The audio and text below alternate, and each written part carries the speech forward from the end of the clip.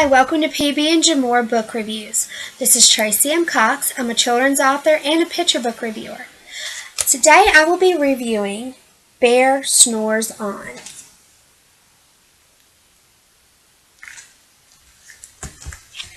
In a cave in the woods, in his deep, dark lair, through the long, cold winter, sleeps a great brown bear.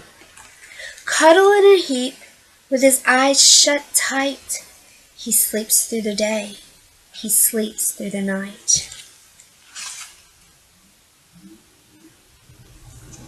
This book takes you on an adventure of not only Bear, but some unexpected guests who enjoy Bear's company without him knowing it, only to get a surprise in the end.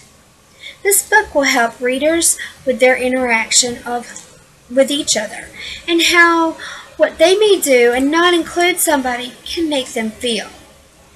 As always, I hope you enjoyed this book review. Leave me a comment. I would love to know what you think.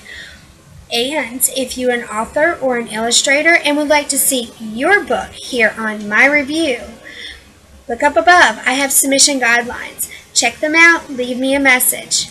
As always, have fun reading.